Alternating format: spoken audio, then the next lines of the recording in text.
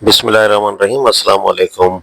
कुर्बानी पर मुखालफिन के दलाइल का दीनी व अक़ली तज्ज़िया ले देकर बस ये एक बात अवाम को फ़रेब देने के लिए बड़ी वज़नी समझकर बार बार पेश की जाती है कि कुर्बानी पर हर साल लाखों रुपया ज़ाया होता है। उसे जानवरों की कुर्बानी के बजाय रफ़ाए आम या कौमी तरक्की के कामों पर सर्फ होना चाहिए। लेकिन ये बात कई वजूह से गलत है। अव्वल यह कि जिस चीज़ का नाम कुरान और सुन्नत से हुक्म खुदा रसूल साबित हो, उसके बारे में कोई मुसलमान, अगर वो वाकई मुसलमान है, ये ख्याल नहीं कर सकता कि इस पर माल या वक्त या मेहनत सर्फ करना उसे ज़ाया करना है। ऐसी बात जो शख्स सोचता है वो इन सबसे ज़्यादा कीमती चीज़ यानी अपना ईमान ज़ाया करता है। दूसरे ये कि इस्लाम की निगाह में रफ़ाए आम और कौमी तरक्की के कामों की भी एक कीमत है, मगर उनसे बदरजह ज़्यादा कीमत उसकी निगाह में इस बात की है कि मुसलमान शिर्क से हर तरह महफूज हों, तौहीद पर उनका अकीदा हर लिहाज से ख्याल और अमल में मुस्तहकम हो, अल्लाह ताला का शुक्र और उसकी किबरियाई का एतराफ़ और उसकी इबादत व बंदगी बजा लाने की आदत उनकी ज़िंदगी में पूरी तरह जड़ पकड़े रहे, और वो अल्लाह की रज़ा पर अपना सब कुछ कुर्बान कर देने के लिए मुस्तैद रहें। इन मकासद के लिए जिन कामों को अल्लाह और उसके रसूल ने ज़रूरी करार दिया है, उनमें से एक ये कुर्बानी भी है। इस पर माल सर्फ करना रफ़ाए आम और कौम तरक्की के हर काम से ज़्यादा, बहुत ज़्यादा कीमती है काम पर है। उसे ज़ाया सिर्फ वही शख्स समझ सकता है जिसकी कदरें इस्लाम की कदरों से असलन मुख्तलिफ हो चुकी हैं। तीसरे ये कि अल्लाह और उसके रसूल सल्लल्लाहु अलैहि वसल्लम ने जिस इबादत की जो शक्ल मुकर्रर कर दी है, उसे कोई चीज़ उसका बदल नहीं हो सकती, इल्ला ये कि अल्लाह ताला और उसके रसूल सल्लल्लाहु अलैहि वसल्लम बरहक होने खुद ही दो या तीन मुतबादिल सूरतें तजवीज़ करके हमें उनमें से किसी का अख्तियार दिया हो। हमारा फ़र्ज हर हुक्म को उसी सूरत में बजा लाना है जो शारे ने उसके लिए मुकर्रर की है। हम खुद मुख्तार बनकर उसका बदल आप तजवीज़ नहीं कर सकते। नमाज के बजाय अगर कोई शख्स अपनी सारी दौलत भी खैरात कर दे तो वो एक वक्त की नमाज का बदल नहीं हो सकती। इस तरह कुर्बानी की बजाय आप ख्वाह कोई बड़ी से बड़ी नेकी भी कर डालें, वो ईद उल अज़हा के 3 दिनों में जानबूझकर कुर्बानी न करने का मुआवजा हरगिज़ न बन सकेगी। बल्कि अगर ये हरकत इस नज़रिए की बिना पर की जाए कि इस इबादत के लिए हमने खुदा और रसूल सल्लल्लाहु अलैहि वसल्लम मुकर्रर करदा सूरत से बेहतर सूरत तजवीज़ की है, तो ये नेकी कैसी एक बदतरीन मैसियत होगी। इज्तिमाई नुक्ता नज़र से जायज़ा। फिर ज़रा अपनी दीनी नुक्ता नज़र से भी इस ज़िया के अजीब तसव्वुर पर गौर कीजिए। दुनिया की कोई कौम ऐसी नहीं है जो अपनी तकरीबात पर, अपने मेलों पर और अपने कौमी और बैनुल-अक़वामी त्योहारों पर 1 लाख करोड़ों रुपया सर्फ न करती हो। इन चीज़ों के तमद्दुनी व इज्तिमाई और अखलाकी फ़वाइद उससे बहुत ज़्यादा हैं कि कोई कौम महज दौलत के गज़ से उन्हें नापे और रुपए के वजन से उन्हें तोले। आप यूरोप और अमेरिका के किसी सख्त मादा परस्त आदमी को भी इस बात पर कायल नहीं कर सकते कि क्रिसमस पर हर साल जो बेशुमार दौलत सारी दुनिया ईसाइत मिलकर सर्फ करती है, ये रुपए का ज़िया है। वो आपकी इस बात को आपके मुंह पर मार देगा और बिला तामुल ये कहेगा कि दुनिया भर में बनी हुई बेशुमार फ़िरकों और सियासी कौमियतों में तकसीम शुदा मसीहत मिलत को अगर एक बैनुल-अक़वामी त्यौहार बिल इत्तफ़ाक़ बनाने का मौका मिलता है, तो उसके इज्तिमाई और अखलाकी फ़वाइद इसके खर्च से बहुत ज़्यादा हैं। हिंदू जैसी ज़र परस्त कौम तक अपने मेलों और त्योहारों को इस माल की मीज़ान में तोलने के लिए तैयार नहीं है जो इन तकरीबात पर सर्फ होता है, इसलिए कि ये चीज़ उनके अंदर वहदत पैदा करने का बहुत बड़ा ज़रिया है। ये न तो उनके तफरके और इख्तिलाफ़ात और इस तरह के बाहमी इम्तियाज़ात इतने ज़्यादा हैं कि वो कभी जमा होकर एक कौम न बन सकें। यही मामला दूसरी इज्तिमाई तकरीबात पर है कि दुनिया के मुख्तलिफ कौमें वक्तन फ़वक्तन मुश्तरक तौर पर मनाती हैं। हर एक तकरीब अपनी एक महसूस सूरत चाहती है और इस सूरत को अमल में लाने पर बहुत कुछ सर्फ होता है, मगर कोई कौम भी ये हिमाकत बात नहीं सोचती कि बस अस्पताल, मदरसे और कारखाने ही एक चीज़ हैं जिन पर सब कुछ लग जाना चाहिए और त्यौहार और तकरीबात सब फजूल हैं। हालांकि दुनिया की किसी कौम की तकरीबात और त्योहारों में वो बुलंद और पाकीज़ा रूहानी, एतकादी और अखलाकी रूह मौजूद नहीं है जो हमारी ईद उल अज़हा में पाई जाती हैं। और किसी त्यौहार और तकरीब के मनाने की सूरत हर तरह के शिर्क व फ़स्क और मकरूह बात से इस दर्जा खाली नहीं है जितनी हमारी ईदें हैं। और किसी त्यौहार के मुतालिक किसी कौम के पास खुदा की किताब और उसके रसूल सल्लल्लाहु अलैहि वसल्लम का हुक्म मौजूद नहीं है जैसा हमारे पास है। अब क्या हम मादा परस्ती में सबसे बाजी ले जाने का अज़म कर चुके हैं? और ये कुर्बानी पर रुपया ज़ाया होने का आखिर मतलब क्या है? ये कहाँ ज़ाया होता है?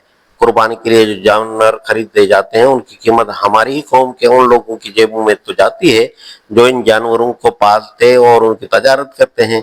इसी का नाम अगर ज़ाया होना है तो अपने मुल्क के सारे बाजार और सब दुकानें बंद कर दीजिए, क्योंकि उनसे माल खरीदने पर करोड़ों रुपया रोज़ ज़ाया हो रहा है। फिर जो जानवर खरीदे जाते हैं, کیا وہ زمین میں دفن کر دیے جاتے ہیں یا آگ میں جھونک دیے جاتے ہیں؟ ان کا گوشت انسان ہی تو کھاتے ہیں۔ یہ اگر ضیاع ہے تو ہر سال انسانی خوراک پر جو کچھ صرف ہوتا رہتا ہے اس کے بند کرنے کی بھی کوئی سبیل ہونی چاہیے۔ اب کچھ لوگوں نے یہ محسوس کر کے کہ یہ ضائع کی بات چلتی نظر نہیں آتی، یہ افسانہ تراشا ہے کہ بقر عید میں بہت سا گوشت سڑ کر پھینک جاتا ہے، حالانکہ ہم بھی اس ملک میں ایک مدت سے جی رہے ہیں، ہمیں تو کبھی سڑے ہوئے گوشت کے ڈھیر نظر نہیں آئے۔ وہ بتائیں انہیں کہاں سے ان کا یہ دیدار میسر ہوا ہے۔ حال میں ایک اور آواز اٹھی ہے کہ ملک میں روز بروز جانوروں کی کمی ہوتی جا رہی ہے اور اسی وجہ سے دودھ اور گھی کی فراہمی بھی کم ہو رہی ہے۔ حکومت نے اس لیے ہفتے میں ایک کی بجائے 2 دن گوشت کا ناغہ کرنے کا حکم دیا تھا، مگر اس سے بھی کام نہ چلا، اب شاید اسے بڑھا کر جلد ہی 3 دن ناغہ کرنا پڑے۔ اس حالت میں بقر عید کی قربانی پر پابندی لگانا ناگزیر ہے، کیونکہ اگر اسی طرح ہزارہ جانور اس موقع پر کٹتے رہے تو جانوروں کا اور اس کے ساتھ دودھ گھی کا بھی قحط رونما ہو جائے گا۔ جہاں تک جانوروں کی کمی کا تعلق ہے، اسے بڑھا کر قحط کی صورت تک نوبت پہنچا دینے کا غالباً اس سے زیادہ کارگر نسخہ اور کوئی نہیں ہو سکتا کہ ان کی کھپت روز بروز کم کی جاتی رہے، کیونکہ جانور پالنے والے بھی تو اس کے ساتھ ساتھ ہی روز بروز گلا پانی کے پیشے سے دستکش ہوتے چلے جائیں گے۔ جب ان کے مال کی مانگ اس قدر کم ہو جائے گی، سال بھر میں 156 دن تک ویسے ہی اس کی فروخت بند رہے اور سال کے وہ 3 دن بھی جن کی امید میں وہ ہزار جانور پورے سال پالتے رہتے ہیں ان کے لیے کساد بازاری کی نظر ہو جائیں، تو ظاہر ہے کہ ان کے لیے اس کام میں کوئی کشش باقی نہیں رہ سکتی۔ وہ اپنی روزی کسی اور کام میں تلاش کرنے پر مجبور ہو جائیں گے اور جانور پالنا کم کرتے چلے جائیں گے۔ پھر جب جانوروں کی فراہمی میں مزید کمی واقع ہوگی اور ہماری ضرورت سے زیادہ عقل مند مدبرین ہفتے میں مزید چند روز گوشت بند کر کے اور بقر عید کی قربانی بالکل ممنوع کر کے اس کا مداوع فرماتے رہیں گے، تو ایک روز آپ یہ ملک احنسا کا گہوارہ اور جنت کی جنت بن کر رہے گا۔ نامعلوم حضرات کو کس حکیم نے مشورہ دیا ہے کہ جانوروں کی کمی، علاج اور ان کی افزائش نسل کے لیے سہولتیں بم پہنچانے اور غلہ پانی کی ہمت افزائی کرنے کے بجائے بازار میں اس جنس کی مانگ کم کرتے چلے جانا ہے۔ رہی دودھ اور گھی کی کمی، تو اس کا رشتہ جانوروں کے ذبیحے سے لے کر جا کر جوڑنا صرف ان لوگوں کا کام ہو سکتا ہے جو اس ملک میں باہر سے آ کر حکمرانی کرنے والوں کی طرح رہتے ہیں۔ بالکل ایک غیر ملکی مبصر کی طرح انہوں نے اپنے کمرے میں بیٹھ کر قیاس فرما لیا کہ ضرور دودھ دینے والے جانور ہی دھڑا دھڑ ذبح کیے جا رہے ہوں گے، تبھی تو ملک میں دودھ اور گھی کی فراہمی کم ہو رہی ہے۔ حالانکہ اگر وہ اس ملک میں چل رہے پھر کر معلوم کرتے رہیں کہ یہاں دودھ دینے والے جانوروں کی قیمتیں کیا ہیں اور گوشت کا نرخ کیا ہے اور یہاں ایک جانور میں اوسطاً کتنا گوشت نکلتا ہے، تو انہیں خود معلوم ہو جاتا ہے کہ صرف وہی قصاب دودھ دینے والا جانور کاٹ کر گوشت بیچ سکتا ہے جو کچھ کمانے کی بجائے اپنے گھر سے خریداروں کو کھلانے کی پاکیزہ نیت رکھتا ہو، اور صرف وہی شخص بقر عید میں دودھ دینے والا جانور خرید کر قربانی کر سکتا ہے جس میں ماہوار آمدنی سینکڑوں سے متواجد ہو کر ہزاروں تک پہنچی ہوئی ہو۔ معترضین کے چند مزید سہارے۔ حال ہی میں ایک صاحب نے کچھ شرعی سہارے اس غرض کے لیے تلاش کیے ہیں کہ قربانی بند صحیح محدود ہی ہو جائے اور حکومت اسے محدود کر کے حد مقرر کر سے زیادہ قربانی کا روپیہ خیراتی کاموں میں صرف کرنے کا انتظام کرے۔ ان سہاروں کی نوعیت بھی ملاحظہ فرما لیے۔ وہ کہتے ہیں قربانی صرف امام ابو حنیفہ کے نزدیک واجب ہے، باقی عامہ دین اسے صرف سنت مانتے ہیں، حالانکہ ان کی یہ بات بھی غلط ہے، اسے صرف امام اعظم واجب قرار دیتے ہیں، اور یہ بھی غلط کہ باقی ائمہ اسے سنت اسی معنی میں مانتے ہیں کہ اس پر عمل کرنے یا نہ کرنے کی کوئی اہمیت نہ ہو۔ جن ائمہ نے اسے واجب قرار دیا ہے ان میں امام مالک اور امام اوزاعی بھی شامل ہیں، اور امام شافعی وغیرہ جنہوں نے اسے سنت مانا ہے وہ سب اسے سنت موقدہ کہتے ہیں جس کا ترک جائز نہیں۔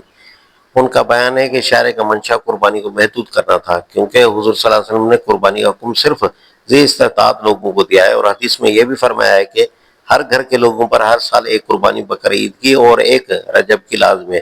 حالانکہ ترمذی کے بقول یہ حدیث غریب اور ضعیف السند ہے، اور ابو داؤد نے صراحت کی ہے کہ رجب کی قربانی کا حکم حضور صلی اللہ علیہ وسلم نے منسوخ فرما دیا تھا۔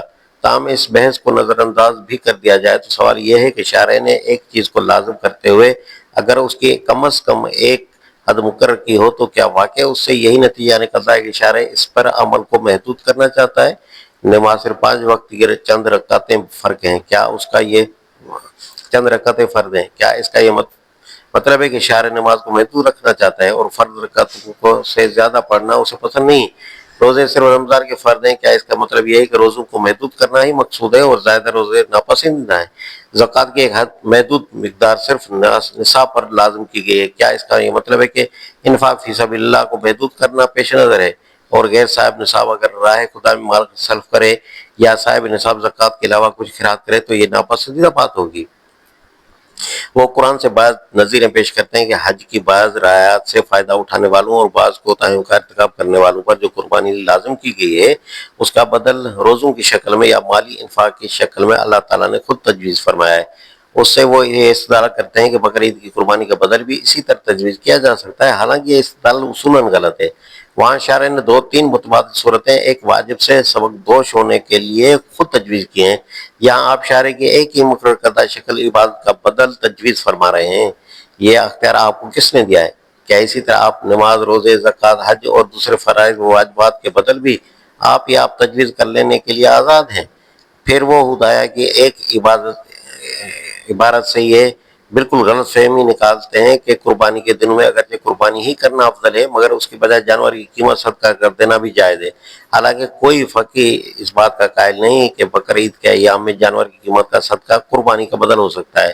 صاحب ہدایہ غریب کو اگر معلوم ہوتا ہے کہ کسی وقت ان کے الفاظ قربانی کرنا قربانی کی رقم صدقہ کرنے سے زیادہ افضل ہے کا مطلب یہ نکالا جائے گا کہ قربانی کے دنوں میں قربانی کی بجائے جانور کی قیمت صدقہ کر دینا بھی درست ہے، تو وہ 10 بار اس پر توبہ کر دے۔ آخر فقہ حنفی کی ایک کتاب ہدایہ ہی تو نہیں ہے، دوسری بے شمار کتابیں میں دنیا میں موجود ہیں اور قریب سبھی میں بالفعل صریح یہ بات لکھی گئی ہے کہ ان دنوں میں کوئی صدقہ قربانی کا بدل نہیں ہو سکتا۔ ایک دلچسپ استدلال ان کا یہ بھی ہے کہ اب لوگوں کے اندر خلوص و تقویٰ کم ہے اور اس کے بجائے فخر، ریا اور نام و نمود کی خاطر لوگ قربانیاں کرتے ہیں۔ گویا جب یہی لوگ قربانی کی بجائے قومی فنڈ میں اور وہ بھی سرکاری فنڈ میں بڑھ چڑھ کر چندے دیں گے تو اس وقت یہ کام غایت درجہ خلوص و تقویٰ کے ساتھ ہوگا۔ اس کے بعد بھائی نہیں کہ ہر مسجد پر ایک محتسب خلوص پیما آلات لیے ہوئے موجود رہے اور اس سے ناپ تول کر ہر ریاکار نمازی کو حکم دے کر نوافل اور سنتیں چھوڑ کر ان کے بدلے قومی فنڈ میں روپیہ داخل کرو۔ ان کمزور سہاروں پر یہ عمارت کھڑی کی گئی ہے کہ قربانی کو محدود کر دینا شریعت کے منشا کے مطابق ہے۔ ناظرین، کیا آپ کے خیال میں قربانی کی رقم کو ہسپتالوں پر خرچ کرنے کا مشورہ درست ہے؟ اپنی رائے نیچے کمنٹس میں ضرور دیجیے گا۔ جزاک اللہ۔